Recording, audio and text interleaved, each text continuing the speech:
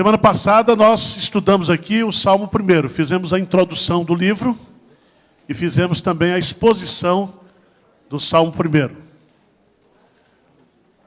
Vocês se lembram quem teve aqui domingo passado? O Salmo 1 diz que o crente é feliz por aquilo que ele não faz, o crente é feliz por aquilo que ele faz e o crente é feliz por aquilo que ele é.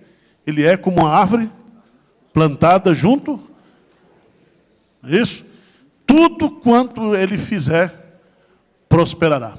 Hoje eu quero falar com vocês sobre a felicidade, a bem-aventurança de ser perdoado por Deus. Você vai descobrir na Bíblia que a maior felicidade que eu e você, nós podemos desfrutar nessa vida, é a felicidade do perdão dos nossos pecados. Todo aquele que vive com a culpa do pecado, sob a condenação do pecado, é infeliz. Tá certo? E nós vamos estudar este salmo, que é chamado Salmo Didático. Ele foi escrito por Davi. Vamos lá abri-lo lá?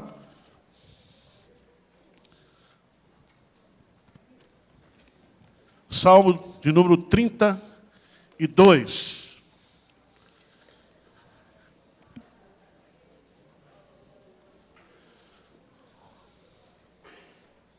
Veja que o Salmo diz assim: a bem-aventurança de quem recebe o quê? O perdão. Veja bem, se lá no Salmo 1, bem-aventurado é aquele que não anda no conselho dos ímpios, não se detém no caminho dos pecadores, nem se assenta na roda dos escarnecedores. Se lá no Salmo 1, bem-aventurado é aquele que medita na lei do Senhor de dia e de noite. Se lá no Salmo 1, feliz é aquele que é como uma árvore plantada pelo Senhor aos ribeiros d'água. Aqui nós vamos descobrir que bem-aventurado é aquele cuja iniquidade é perdoada, cujo pecado é coberto. Então nós não somos felizes por aquilo que nós fazemos, deixamos de fazer, mas nós somos felizes pelo fato de Deus nos perdoar em Cristo Jesus. Então vamos recitar juntos esse salmo? Vamos lá? Bem-aventurado aquele cuja iniquidade é perdoada, cujo pecado é coberto. Bem-aventurado o homem a quem o Senhor não atribui iniquidade e em cujo espírito não há dolo. Enquanto calei os meus pecados, envelheceram os meus ossos pelos meus constantes gemidos todo dia. Porque a tua mão pesava dia e noite sobre mim, e o meu vigor se tornou em sequidão. Confessei-te o meu pecado, e a minha iniquidade não mais ocultei. Disse: confessarei ao Senhor as minhas transgressões, e tu perdoastes a iniquidade do meu pecado. Sendo assim, todo homem piedoso te fará súplicas, em tempo de poder te encontrar-te. Com efeito, quando transbordarem muitas águas, não atingirão. Tu és o meu esconderijo, tu me preservas da tribulação e me cercas de alegres cantos de livramento. Instruir-te-ei e te ensinarei o caminho que deves seguir, e sob as minhas vistas te darei conselho. Não sejais como o cavalo ou a mula sem entendimento, os quais com freios e cabreços são dominados, de outra sorte não te obedecem. Muito sofrimento terá de curtir o ímpio, mas o que confia no Senhor, a misericórdia o assistirá. Alegrai-vos do Senhor e regozijai-vos, ó justos. Exultai vós todos que sois retos de coração. Amém. Veja no título desse salmo, a bem-aventurança de quem recebe o perdão. Quem escreveu esse salmo? Davi. Salmo de Davi. Davi escreveu esse salmo com que propósito? Ele faz essa composição musical para ser cantada não somente no culto individual, no culto doméstico, mas para ser cantado no templo. Diz aí, salmo o quê? Didático. Na língua hebraica aparece a palavra masquio. O que significa isso? Significa que através deste cântico, dessa composição, que tem começo, meio e fim, Davi quer que nós aprendamos a mensagem principal desse salmo, que é a felicidade de ser o quê? Perdoado. O salmo, no meu entendimento, está dividido em 3 partes. Os 2 primeiros versículos, a primeira parte do salmo, onde ele vai falar sobre a bem-aventurança de ser perdoado, mas ele vai nos dar o conceito bíblico daquilo que é perdão e daquilo que é pecado. A segunda parte vai dos versículos 3 até o versículo 5. Até o versículo 5. Segunda parte. E do versículo 6 ao versículo 11, a terceira parte. Nessa segunda parte, Davi vai falar, não da alegria, mas da tristeza que o pecado traz na vida do crente. Tá certo? Mas na última parte, ele vai falar sobre as bênçãos que o perdão traz para a nossa vida. Deu para entender? Primeira parte, versos 1 e 2. Segunda parte, versos de 3 a 5. Terceira parte, dos versos 6 até o versículo 11. Calmênige, ele escreveu um livro no século passado, final do século passado, e ele fala principalmente no contexto ocidental, americanizado. Ele diz que a nossa sociedade, ou a nossa cultura, perdeu a consciência do pecado e da culpa. Ninguém quer falar sobre esse assunto, ninguém quer tratar desse assunto, do pecado. E o pecado é, do ponto de vista teológico, a causa de todos os nossos problemas. E nós precisamos tratar desse assunto na igreja. Você observa que essas igrejas neopentecostais, elas tratam de prosperidade material, mas nenhuma trata do pecado, do arrependimento. O pecado, conforme Freud coloca, ele diz que nós negamos o pecado, ele diz que nós projetamos o pecado, nós racionalizamos o pecado, mas ele não trata do pecado. Então o sujeito é pecador, é safado, certo? Mas ele diz, não, ele tem apenas um distúrbio de comportamento. O sujeito é um tarado, ele é viciado em sexo. Certo? O sujeito é ladrão. Não, ele tem um desvio, uma fraqueza. A gente não trata pecado como se fosse o quê? Pecado. Nem mesmo na igreja. Na igreja, o que era pecado ontem não é mais pecado hoje. Esse negócio de casar virgem, isso aí é besteira. Né? Hoje a turma está morando junto, faz um casamento com um véu grinaldo, a noiva põe um véu lá assim, e o palhaço lá na frente, com aquela bolinha, né? No nariz, o pastor. É o palhaço. Já está dormindo junto, já está vivendo junto, mas casa como se fosse virgem. E ainda joga o buquê. Não, pastor, hoje não é mais pecado. Isso era pecado antigamente, hoje não é mais pecado. Não é pecado. Agora querem dizer que homossexualismo não é pecado. E a Bíblia diz que é pecado. É abominação um homem deitar com um homem, uma mulher deitar com uma mulher. É pecado. É pecado. E nós precisamos tratar desse assunto, irmãos, porque o pecado é que destrói, é o pecado que gera morte. E nós precisamos tratar do pecado na nossa vida, pessoal. Certo? Nós precisamos, todos nós somos responsáveis diante de Deus pela nossa santificação pessoal. Nossa santificação pessoal. Então, vamos pegar os 2 primeiros versículos E vamos observar que nesses 2 primeiros versículos vem a expressão bem-aventurado, e ele vai repetir bem-aventurado. Na primeira bem-aventurança, ele vai fazer uma descrição do que é perdão e do que é pecado. Ele diz, bem-aventurado aquele cuja iniquidade é perdoada, cujo pecado é coberto. Então, ele faz uma descrição. No versículo 2, ele faz a aplicação desse perdão, porque não basta ser feliz porque existe o perdão. Esse perdão, ele precisa ser desfrutado. Por isso que na segunda bem-aventurança, ele diz, bem-aventurado o homem a quem o Senhor não atribui o quê? Iniquidade, em cujo espírito não há dolo. Então a bem-aventurança não é conceitual, a bem-aventurança é experimental. Ele vai usar aqui 3 palavras no hebraico para dizer o que é pecado. Ele vai nos dar aqui o conceito de pecado, depois o conceito de perdão.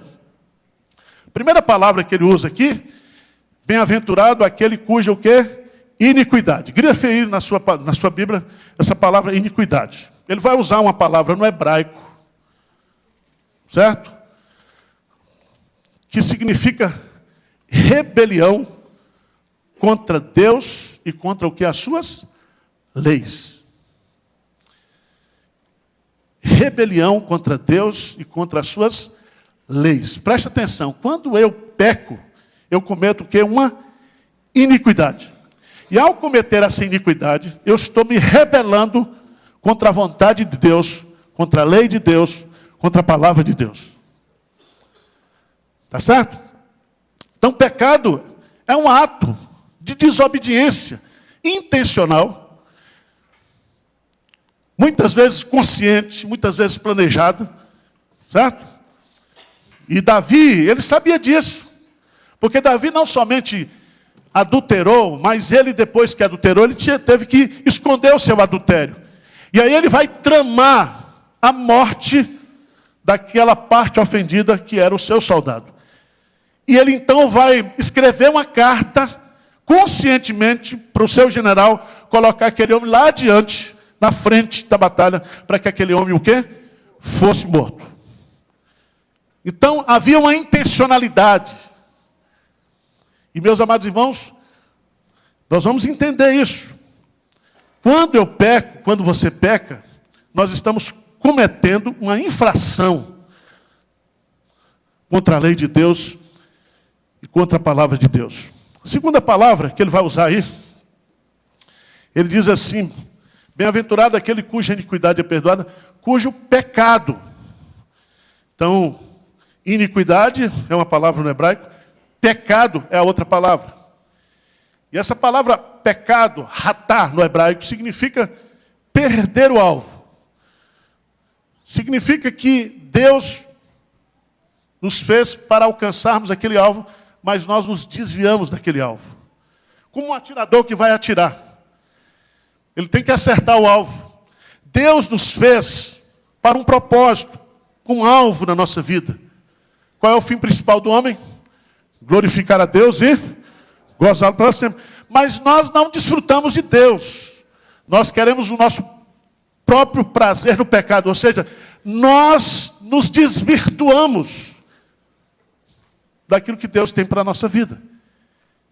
Isso é pecado. Isso é pecado. Por isso, irmãos, que um crente quando peca, eu e você, quando nós pecamos, nós recebemos as consequências do nosso pecado. Está lá em Números capítulo 23. O vosso pecado vos achará. E às vezes não é um pecado de ação, é um pecado de omissão. O pecado de não orar, por exemplo, se você não ora, você está pecando. E esse pecado o quê? Mina as suas forças espirituais. Você não tem alegria nas coisas de Deus. Você não tem prazer nas coisas de Deus.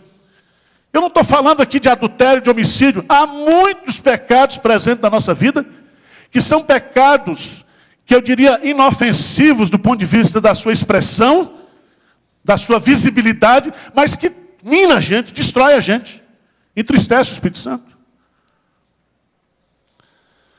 Mas a terceira palavra que ele vai usar aí, para pecado. Ele fala de iniquidade, de pecado, mas ele vai usar uma palavra no versículo 2, bem-aventurado o homem a quem o Senhor não atribui o quê? Iniquidade. E cujo espírito não há dolo. E aqui eu quero chamar a sua atenção, porque ele vai usar iniquidade, pecado, mas ele vai usar uma palavra aqui, no grego, no hebraico, seria a palavra maldade. Maldade. Que é a palavra kaon, que significa perversidade moral,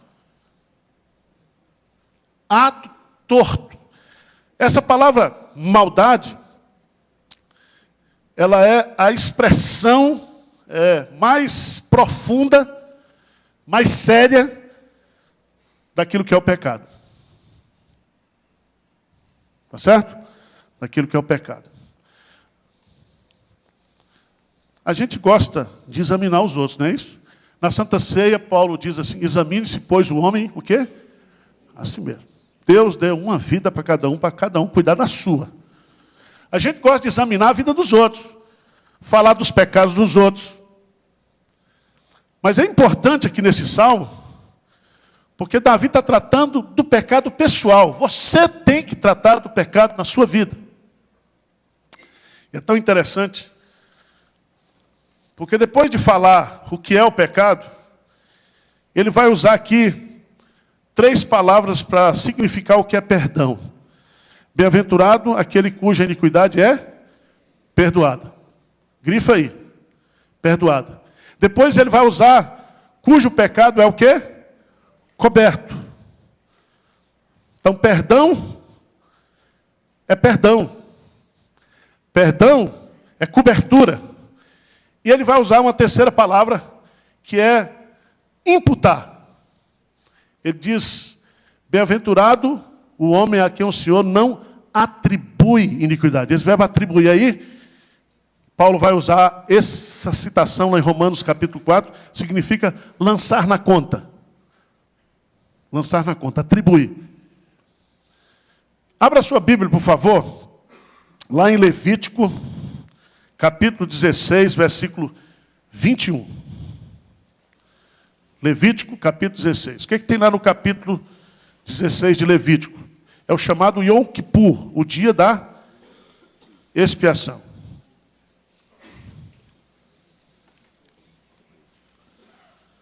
Levítico. Vamos ler juntos? Acharam aí? Levítico 16, 21, o que diz?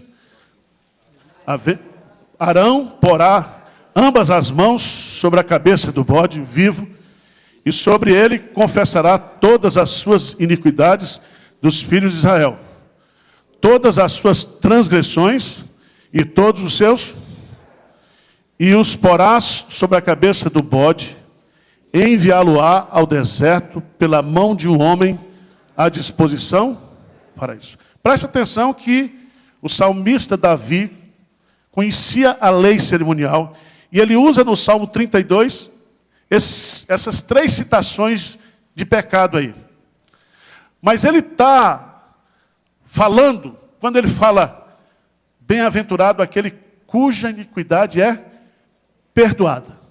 Ele usa uma palavra nasa no hebraico, que significa tirar a culpa ou carregar a culpa. E aqui ele está se lembrando do dia da expiação. O que significa isso? O sumo sacerdote Arão usava 2 bodes. Nos 2 bodes, ele fazia aquilo que se chama de transferência de pecado. Ele colocava a mão sobre a cabeça dos animais, e é como se aquele animal recebesse sobre si a transferência dos pecados de todo o povo. Um bode era mandado para o deserto. Como se a ideia de que aquele animal estava levando o pecado do povo para longe. Mas o outro animal, ele era sacrificado. E o sangue desse animal era levado pelo sumo sacerdote para dentro do Santo dos Santos. E o que tinha lá dentro do Santo dos Santos? Tinha a Arca da Aliança.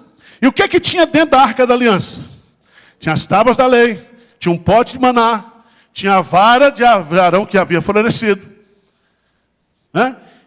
Deus, quando olhava de cima, via o quê? O pecado do povo. Mas quando o sumo sacerdote derramava o sangue na tampa do ilástério, o pecado ficava coberto o quê? Pelo sangue. Sabe o que significa isso? Tudo isso aponta para quem? Para Jesus. Ele levou sobre si os nossos pecados, as nossas transgressões, o castigo que nos traz a paz estava sobre ele. Pelas suas pisaduras fomos nós o quê? Sarados. Louvado seja Deus por isso.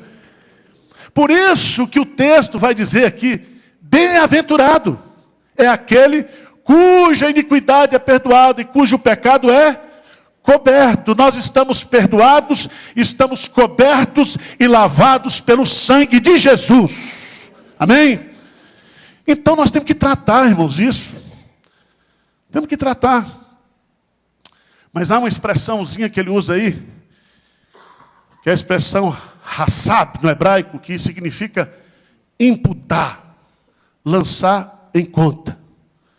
Preste atenção que todas as vezes que eu peco, todas as vezes que você peca, é feito um lançamento de dívida. Lembra da parábola que Jesus contou sobre o perdão? Quem é do tempo deixa eu ver aqui, de padaria do interior, que tinha caderneta? Lembra disso? Do armazém. Você tinha caderneta e o bodegueiro, o dono da bodega tinha caderneta. E nunca batia, porque sempre a dele a gente estava devendo mais. Quando ia fazer o cruzamento dos dados. Lançar em conta. E o que Davi está dizendo? Bem-aventurado, sabe por quê? Porque Deus pegou todos os nossos pecados e ao invés de lançar na nossa conta, lançou na conta de Jesus. De tal maneira que ele, ao se oferecer por nós, ele pagou todas as nossas o quê? Dívidas. Por isso que nenhuma condenação há para aquele que está em Cristo Jesus. Então, irmãos, é maravilhoso demais isso aqui. Gênesis capítulo 50, versículo 17. Gênesis 50, versículo 17. O que diz lá? Vamos ler juntos? Assim direis a José: perdoa, pois, a transgressão de teus irmãos e o seu pecado, porque te fizeram mal. Agora, pois, te rogamos que perdoes a transgressão dos servos do Deus de teu pai. José chorou enquanto o quê? Ele falava. Bem-aventurados os que choram, porque serão o quê? E o que a gente tem que chorar, irmãos? Os nossos pecados, as nossas maldades. Nós temos que chorar o pecado uns dos outros, o pecado da igreja, o pecado da nação. E é tão bonito isso aqui, porque ele vai usar as mesmas expressões que são usadas por Davi no Salmo 32. Agora vamos lá para o Novo Testamento. Novo Testamento, Romanos. Capítulo 4. Eu já falei para vocês que o livro mais citado no Novo Testamento é o livro dos Salmos.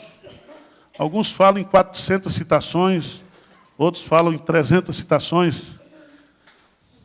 Não dá, porque existe um princípio, quando a gente vai trabalhar texto, que se chama intertextualidade. Às vezes, o sujeito faz a citação do texto, mas não coloca o que? A referência. E lá em Romanos, capítulo 4. Romanos, capítulo 4.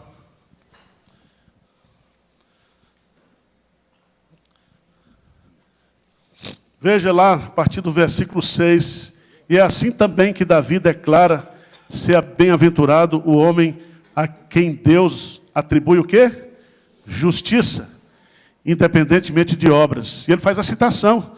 Bem-aventurados aqueles cujas iniquidades são perdoadas e cujos pecados são? Bem-aventurado o homem a quem o Senhor jamais o quê? Imputará. Davi, ele abrange aqui. Porque lá no Antigo Testamento, quando tinha o Yom Kippur, se fazia todo ano, todo ano. O autor aos Hebreus diz que o povo de Israel fazia comemoração de pecado no Yom Kippur. Mas aqui jamais, porque o sacrifício de Cristo foi um só. Um só. Jamais. Diz amém aí, pelo amor de Deus, bicho. Vocês tudo, estou falando que vocês estão salvos, perdoados. Você ainda está com essa cara de padeiro, que passou a noite bebendo e tem que acordar 4 horas da manhã para fazer pão. Então, o que é pecado? Pecado é iniquidade. Pecado é pecado. Pecado é maldade. Mas o que é perdão? Perdão é tirar a culpa. É levar a culpa para longe. É lançar todos os nossos pecados nas profundezas do mar. E o pecado, quando ele é perdoado por Deus, ele é esquecido por Deus. Somente Deus tem esse poder. Não a amnésia divina. Mas o fato de que aquilo não tem mais valor diante de Deus. Diferente de você, mulher, casada. Que você fica lembrando dos nossos pecadinhos que a gente faz. E vocês não esquecem. E quando você vai brigar para a gente, até os perdoados você cita. Para desmoralizar a gente. Deus não faz isso. Tá certo? Que a mulher diz, você lembra, você se lembra, você se lembra. E eu disse, eu não lembro de nada. Porque é pecado. Né? Você já imaginou? Quando você paga uma conta, seja de telefone, conta de água, conta de luz, tem alguns que gostam de guardar. Não tem isso? Guarda, guarda. Você chega na casa dele, tem conta paga. Mas quando a gente paga a conta, o que a gente faz? Esquece daquela conta. Se prepara para outra vez. Né?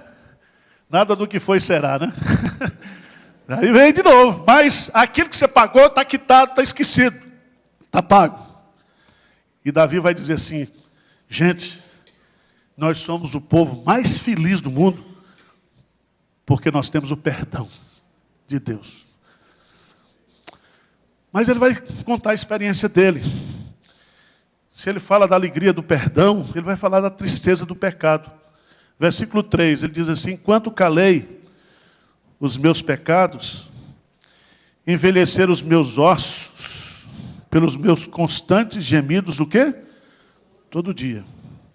Porque a tua mão pesava dia e noite sobre mim, e o meu vigor se tornou em sequidão de estio. A experiência de Davi, o seu testemunho de confissão e de perdão. A primeira coisa que ele revela para a gente aqui, é que ele cometeu o pecado, e ele tentou o quê? Encobrir o seu pecado. Ele não tratou do pecado. Vocês conhecem a história. Davi adulterou. Davi engravidou a mulher. Davi trouxe o soldado para tentar fugir da responsabilidade da gravidez, querendo que o soldado dormisse com Betseba. O soldado, por ser leal, não dormiu. Ele embebedou o sujeito. Ele aprontou para cima do sujeito. Depois ele mata o sujeito. E aí ele vai dizer assim, o meu pecado está sempre o quê? Diante de mim. O que significa isso? Quando você e eu, nós pecamos, a gente não consegue esquecer o pecado. O pecado está ali. Eu pequei. E eu vou dizer para você, todas as consequências que o pecado traz para nós, elas são somatizadas. Somatizadas. Você pode ter certeza que nós somos uma igreja hoje, a nossa geração é uma geração que peca e que tenta negar o pecado, que tenta esquecer o pecado, que tenta dar nome bonito para o pecado. Mas a gente não trata o pecado. E o pecado vai nos adoecendo. O pecado tira a nossa paz, mina a nossa alegria. Ele diz que o meu humor se tornou em sequidão de... O que significa? Ele entrou num processo de tristeza, de depressão. Depressão. Porque o irmão, veja bem, presta atenção, meu irmão. Você como crente tem que ser alegre. Porque o perdão de Deus trouxe o quê? Bem-aventurança, felicidade. Presta atenção. Um crente triste é como se você fosse um demônio humilde. Tá certo? Qual é o pecado dos demônios? Soberba, orgulho.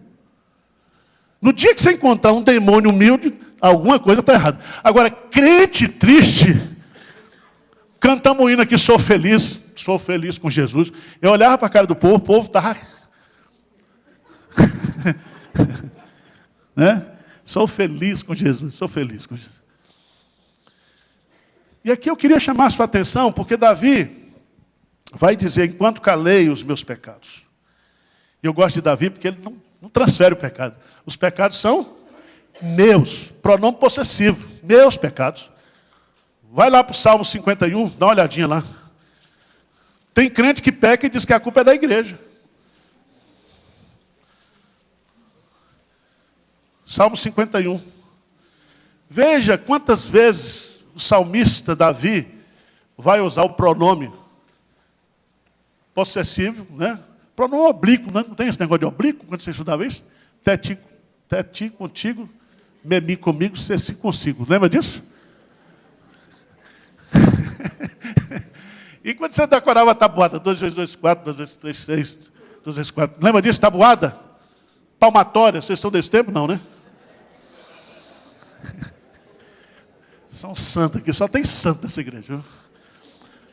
Ele diz assim, compadece-te de mim, ó Deus, segundo a tua benignidade, segundo a multidão das tuas misericórdias, apaga o que? As minhas transgressões. Tira da minha conta, apagar.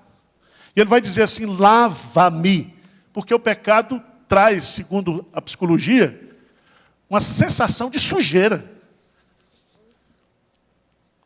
Quem toma banho aqui antes de dormir? Levanta a mão. Ah, graças a Deus. Porque a pior coisa é dormir fedorento. Mas já notou, você já tentou dormir, ser suado, vai lá para a academia, faz a ginástica, ou passa o dia todo. Tem uns que conseguem. Mas a pior coisa é você dormir no lençol limpo, esticadinho, com o corpo o quê? Tem uma sensação, não tem não? Ele diz, o pecado traz esse incômodo, essa sujeira. Fica fedorento. Pecado. E ele diz, lava-me completamente da minha. E veja quantas vezes ele coloca, purifica-me, pois eu conheço as minhas transgressões. Lá no Salmo 19, Davi vai pedir, né? Absolve-me da que me são o quê? Ocultas, mas agora ele está dizendo, eu conheço.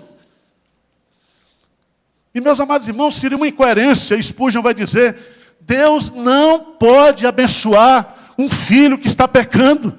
Por isso que ele vai colocar aqui no Salmo 32. Enquanto calei os meus pecados, envelheceram os meus ossos, pelos meus constantes gemidos, o quê? Todo dia, o dia todo. Sou culpado. Eu estou escondendo esse pecado. E aí ele vai dizer uma coisa bonita aqui. Ele vai revelar para ele, vai dizer assim, porque a tua mão pesava dia e noite sobre mim. E o meu vigor se tornou em sequidão, o quê? De estio. A tua mão pesava sobre mim. Davi está usando um conceito do Antigo Testamento, que é da disciplina de Deus. Porque a mão de Deus pesa aqui, conforme Provérbios, segundo Jó e Hebreus capítulo 12, que Deus disciplina aquele que Ele ama. Se Deus tirasse a disciplina na nossa vida, nós teríamos que questionar se nós somos filhos. Então preste atenção, você que é crente. Você jamais será abençoado na sua vida se você achar que Deus vai abençoar o seu pecado. eu vou pregar mais tarde sobre isso, aquele que esconde a sua transgressão, jamais o quê? Prosperará. Se você está prosperando como crente, você tem que questionar se você é crente. Porque você pode ser um iníquo. Eu disse, pastor, mas eu peco e Deus ainda me abençoa. Meu irmão, alguma coisa está errada. Alguma coisa está errada. E se as coisas não estão dando certo na sua vida, preste atenção. Você precisa questionar essa questão. Você precisa fazer um autodescarrego. O que é isso? Autodescarrego, o que é isso? Não tem nada a ver com o universal. Você tem que lançar toda a sua ansiedade, todos os seus pecados. Certo?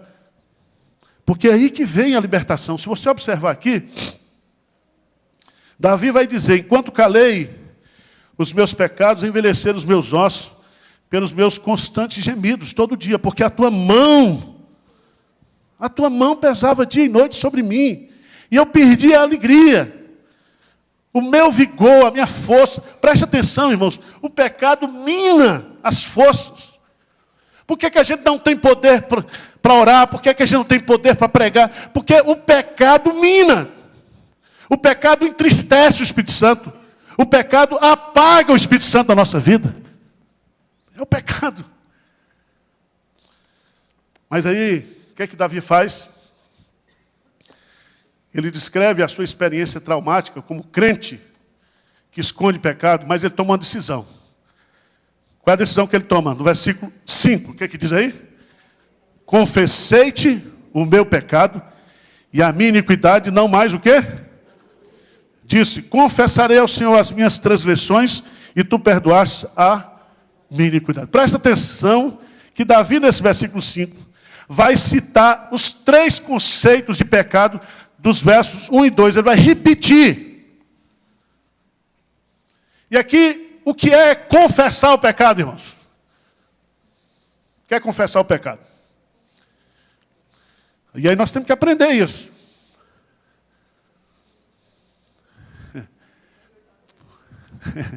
Primeira coisa, confessar é admitir. Confessar o pecado é dar nome para o pecado. Dizer, esse pecado, senhor, aqui, ó, minha soberba. Esse pecado que eu cometi. Irmãos, pecado tem nome, sabia disso? Pecado não tem tamanho. Pecado tem consequências maiores ou menores. Por quantos pecados Adão foi expulso do paraíso? Hein? Um pecado. E esse pecado dele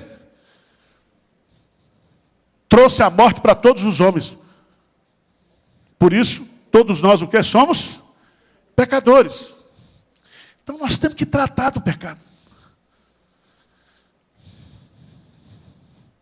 Se confessarmos os nossos pecados, ele é fiel e justo.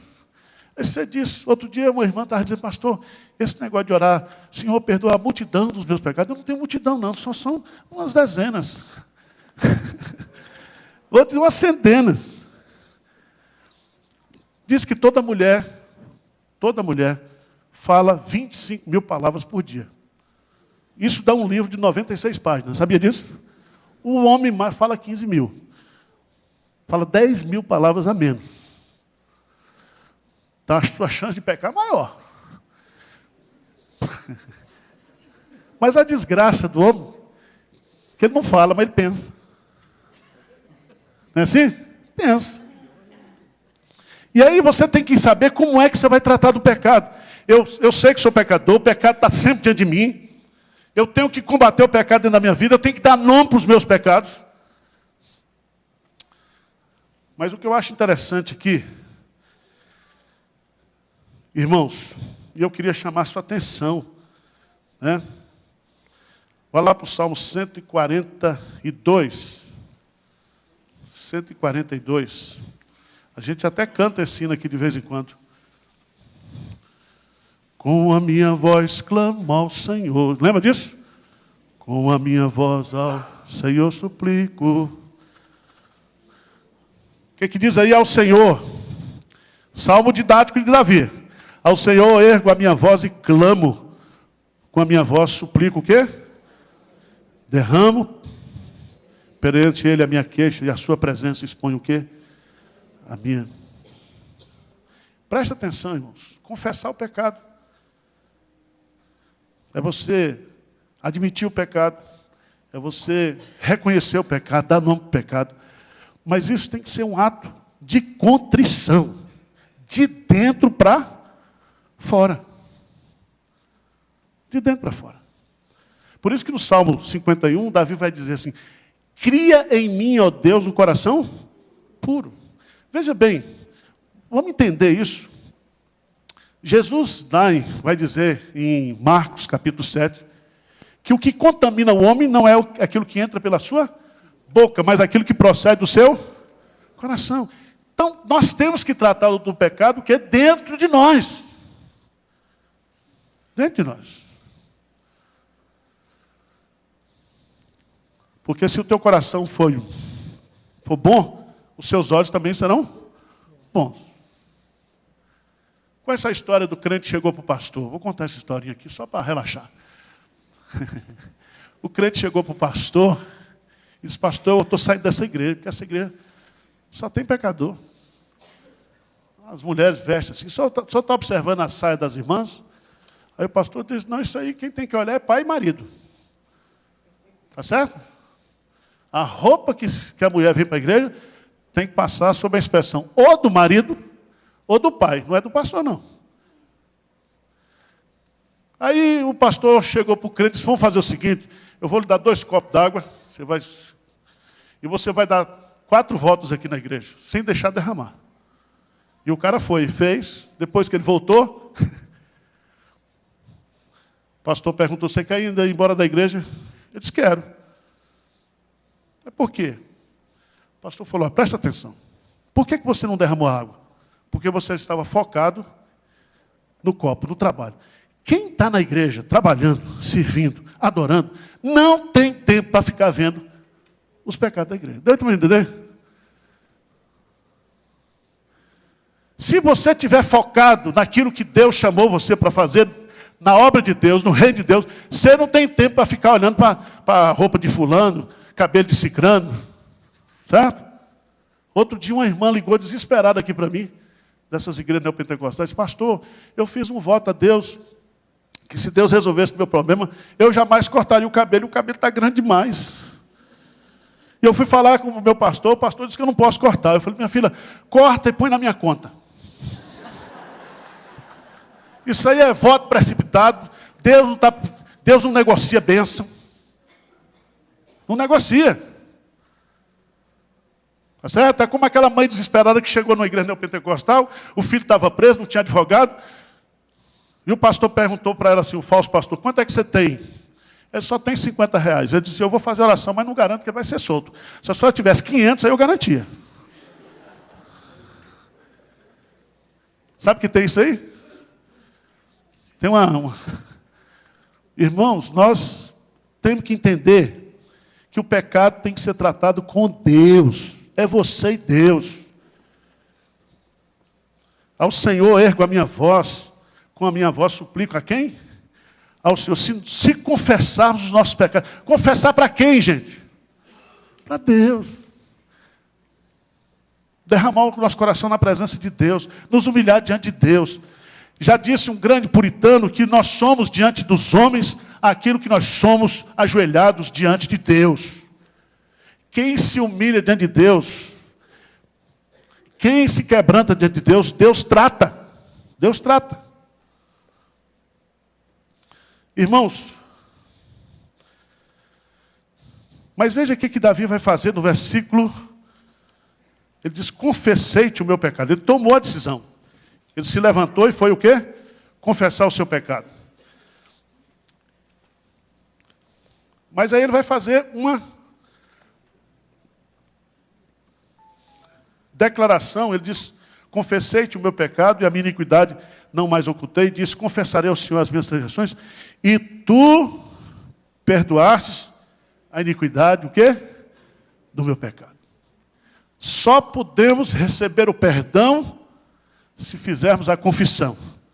Assim como o sumo sacerdote fazia a imposição de mãos, reconhecia, assim nós temos também que nos quebrantar e nos reconhecer diante de Deus. Aí vem aquilo que se chama de aplicação prática. Veja que Davi tem uma lógica. No versículo 6 ele vai fazer, ele diz, gente, o que ele diz assim? Sendo assim, isso é o quê? Uma conclusão.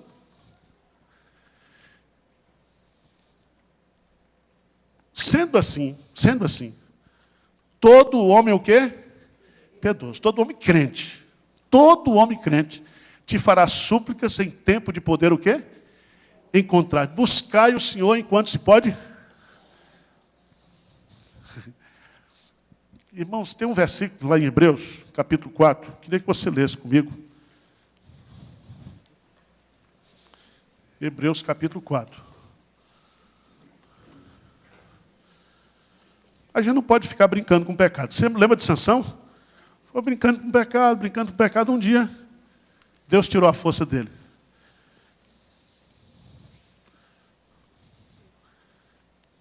E aí ele foi vazar os seus olhos, ele foi algemado. Hebreus, capítulo 4. Acharam aí? Eu queria que você lesse comigo o final do capítulo 4, que diz, de forma maravilhosa, o versículo 15 e 16, que diz? Porque não temos sumo sacerdote que não possa compadecer-se das nossas. Antes foi ele tentado em todas as coisas, a nossa semelhança, mas sem. Agora lê junto, forte, verso 16. Acheguemo-nos, portanto, confiadamente, junto ao trono da graça, a fim de recebermos misericórdia e acharmos graças para socorro em ocasião o quê? Oportuna.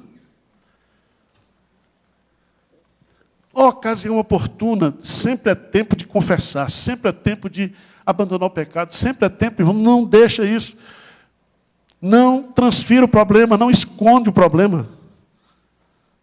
Aproximemos confiadamente, porque nós temos alguém que entende, que sabe, que conhece. E ele vai usar uma expressão aí para acharmos socorro. Existe um puritano, John Owen, escreveu um livro sobre tentação. Ele fala lá, né, fazendo um comentário em Marcos, quando Jesus diz assim, que nós devemos vigiar e orar para não entrarmos em tentação. Ele não diz para não cair, mas para não entrarmos. E John Owen entende que esse entrarmos aqui, o diabo ele nos tenta para nos derrubar. Mas tem uma hora que o diabo vai usar todas as suas o quê? Energias para nos destruir. Lembra que Jesus estava indo para a cruz, e lá no Getsêmani, onde aconteceu isso, o diabo ali apostou todas as suas fichas. Ali, ele deve ter contratado todos os demônios. Jesus, ele transpirou, o suor dele se transformou em sangue. Porque ali era a hora H, a hora D. Presta atenção. Há momentos na nossa vida que nós precisamos fugir. O diabo vai investir na nossa vida para nos derrubar, para nos destruir. Você lembra de José? A mulher começou cantando, o rapaz. Cantava um dia, cantava outro. Num dia, ela desesperou. Ela tentou o quê? Agarrá-lo. E ele saiu, deixou a roupa nas mãos dela, e ele ainda depois foi acusado, dizendo que ele que tentou. Mas aí você entrega para Deus, que Deus defende. Então, o pecado tem um tempo oportuno para a gente confessar, para a gente largar, para a gente não ceder. Porque aquilo pode ser o tempo que o diabo vai destruir a sua vida. Vai destruir a sua vida. Mas eu quero terminar, certo? A partir do versículo 7, eu quero apontar aí 4 bênçãos que o perdão traz para a vida do crente. Versos 1 e 2, né? A bem-aventurança do perdão, o que é pecado. Versos de 3 a 6, a 5, nós temos a confissão do pecado, o abandono, a experiência de Davi. E agora ele vai falar sobre as bênçãos que o perdão traz para a vida do crente. No versículo 7, veja lá, versículo 7, o que diz aí o Salmo 32, 7? Tu és o meu esconderijo, tu me preservas da tribulação e me cercas de alegres cantos de... Presta atenção, quando você está em pecado, o que Adão fez quando pecou? Fugiu, se escondeu. Crente, quando está vivendo em pecado, a primeira coisa que ele faz é sumir da igreja. Sabia disso? E aí começa a falar, essa igreja, esses desigrejados que tem aí, é crente, tudo mentiroso, tudo arrumando desculpa, porque quando a gente vem para a igreja, ouve um sermão, ouve uma mensagem, Deus mostra o pecado da gente. A Bíblia fala, Jesus coloca lá em João capítulo 3, que aqueles que estão nas trevas, eles não querem se aproximar da luz, porque a luz vai revelar o quê? Os seus pecados. E Davi está colocando algo maravilhoso. Quando a gente confessa o pecado e Deus perdoa, nós começamos a ter intimidade de novo com Deus. Deus é o nosso refúgio. Uma coisa peço ao Senhor e a buscarei, que eu possa habitar na casa do Senhor todos os dias da minha vida. Para quê, gente? Para contemplar o Senhor.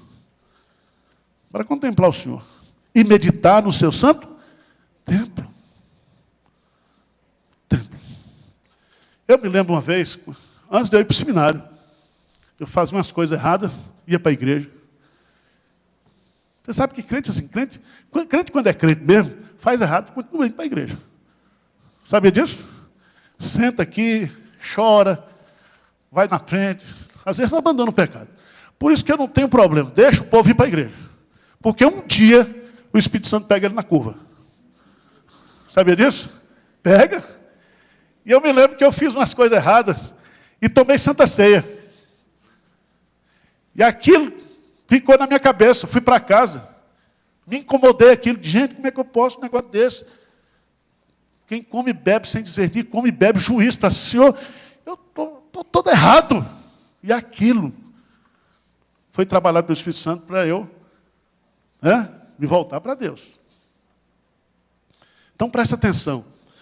A experiência de Davi agora é que ele tem prazer de estar junto de Deus. Deus agora é o seu refúgio, o seu esconderijo. Ele não se esconde mais de Deus, ele não foge mais de Deus. Pelo contrário, ele habita à sombra do Onipotente. Você já pensou nisso? Pense nisso, que hoje é o tempo oportuno. Segunda bênção que nós temos aí, versículo 8 e 9. 8 e 9, o que é que diz aí?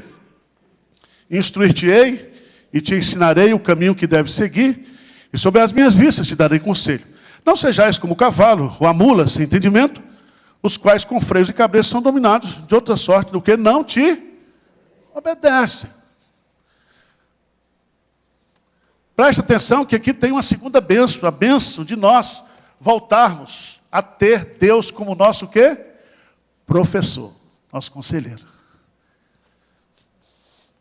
Já viu como crente se torna igual jumento, mula, quando está pecando? O cara tem uma mulher linda, linda, ele se apaixona por uma feia. Esse cara é burro. Porque se é para pecar, pega direito. Você já viu isso? Se é para roubar, rouba logo para contratar os melhores. Agora você vai se sujar por causa de... Porque o pecado embrutece. Sabia disso? O pecado nos faz estúpidos. Pecar é estupidez. É estupidez. Por isso que Davi está dizendo assim, eu fui idiota. Eu podia ter várias mulheres. Eu era rei. Eu fui me envolver num negócio daquele que destruiu minha vida. A espada do Senhor jamais se afastou da minha casa. A criança morreu. Certo? E aí eu fico pensando, Salomão com 15 anos, Papo de pai com adolescente. Aí Salomão chega para Davi e diz assim, Davi, papai, como é que é o caso aí com minha mãe? Conta a história aí, por favor. Por isso que eu acho que Salomão ficou traumatizado. Sabia disso? Por isso que ele pegava tudo quanto era mulher. Aquele era trauma das vidas passadas, né? O histórico familiar. Porque o pecado, irmãos, embrutece. Embrutece. Por isso que Davi, Provérbios, vai gastar lá, né? 2 ou 3 capítulos falando que a gente tem que seguir o conselho de pai, de mãe, fugir da mulher da casa vermelha. Né? Tem gente que está doente hoje. Ele tem a mulher bonita lá, um homem casado com uma mulher bonita, ao vivo e a cores. Ele vai para a internet e fica vendo aquelas revistas pornográficas. Isso é doença. O pecado o quê? Embrutece. Mas ele diz assim, agora não. Tu és o meu esconderijo, ele vai dizer agora, instruir-te-ei e te ensinarei o caminho que deves o quê? Não é o que eu quero seguir. Deus vai me instruir agora. Eu vou ter prazer novamente. Quarta bênção, versículo 10, o que diz? Muito sofrimento terá de curtir o ímpio, mas o que confia no Senhor, a misericórdia o assistirá. Ter Deus como refúgio, ter Deus como professor, ter Deus como seu assistente. Seu assistente. E esse verbo assistir aqui significa que bondade e misericórdia, certamente, todos os dias. Você já notou que a única coisa que se renova cada manhã, o que é? As misericórdias do Senhor. E aqui, o que Davi vai dizer? Aqui, ele diz o seguinte, quando eu confesso o meu pecado, eu vivo na dependência da misericórdia de Deus. O Senhor tem misericórdia de mim, eu não posso nem ver aquilo. Sai! Sai! Foge! O Senhor vai mostrando para a gente. Ele te livrará do laço do passarinheiro. Nós vamos ter assistência. Ele dará ordem aos seus anjos a teu respeito. Irmão, dependa da misericórdia de Deus. Essa assistência aqui é uma palavra no hebraico que dá-nos uma ideia de que cria-se uma dependência. Eu não aguento, Senhor, eu sou fraco. Eu preciso da tua misericórdia. Jesus, filho de Davi, tem misericórdia de mim. Assistência da misericórdia de Deus. Mas por fim, versículo 11. A quarta bênção é que Deus, Ele passa a ser novamente a nossa maior o quê? Alegria. E Ele vai dizer, o Salmo diz, alegrai-vos não é alegrai-vos no pecado, alegrai-vos no Senhor, e regozijai-vos, ó justos, exultai vós todos que sois retos E o que é ser reto de coração, irmãos? É estar com a sua vida em dia com Deus. Você é pecador, você não presta, eu não presto, nós não prestamos, mas nós estamos ali agarrados com Deus todo dia. Porque o nosso coração não é reto. A Bíblia fala, maldito o homem que confia no homem. Enganoso é o coração do homem. Desesperadamente corrupto. Mas quando a gente tem a assistência da misericórdia do Senhor, a gente se alegra no Senhor. No Senhor. Você olha para você, não tem muito que se alegrar, não. Mas no Senhor está a nossa força. A alegria do Senhor é a nossa força. Então nós vamos nos ajoelhar agora na presença de Deus. Vamos confessar os nossos pecados. Vamos? Aí você diz, pastor, confessar para Deus é fácil. Eu só não gosto de confessar para os outros. Falei, tudo bem, meu irmão. Outro dia um irmão ficou zangado comigo porque eu chamei ele de pecador. O senhor também é? Eu falei, eu sou, meu irmão, eu só estou lhe chamando. Pastor Hernando chama de príncipe, você não fica zangado. Eu lhe chamo de pecador. Mas quando a gente ajoelha, a gente chama, não diz para Deus, Senhor, nós somos pecadores desgraçados. Pecador. Vamos lá? Vamos derramar o nosso coração na presença de Deus. Pedir para o Milton fazer uma oração para nós.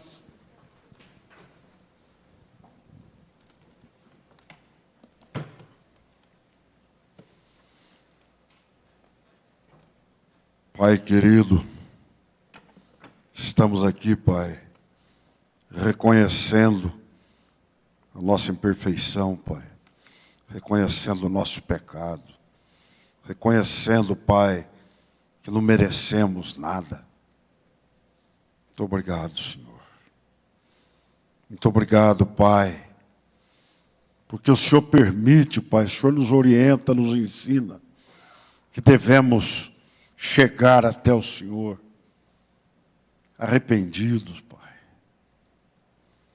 reconhecendo, Senhor, que somos pecadores, que carecemos do Senhor. Ajuda-nos, ó Pai. Sê com cada um de nós, Pai. Precisamos do Senhor, carecemos do Senhor Jesus. Sem o Senhor nós não podemos fazer nada. E o pecado, Pai, entristece, adoece e nos leva à morte. O salário do pecado é a morte. Oh Deus, ainda bem que o Senhor dá-nos o caminho, Pai. Ensina-nos a ser libertos, a ter os pecados cobertos pelo sangue do Teu Filho Jesus. Muito obrigado, meu Deus. Sabemos que não merecemos nada. Sabemos, Pai, que o Senhor é tudo. Mas sabemos também, Pai, que o Senhor tem misericórdia de nós. E agora, Pai, estamos aqui reconhecendo que somos pecadores. Que precisamos, Senhor, do Teu perdão. Sabemos que o Teu Filho Jesus já derramou sangue e pagou e rasgou todos os escritos de dívida daquilo que estava sendo colocado na nossa conta. Foi rasgado. E aquele que está em Cristo, nova criatura é. Muito obrigado, meu Deus. Muito obrigado, Senhor. Pois é no nome santo do Teu Filho Jesus que nós oramos agradecidos. Amém.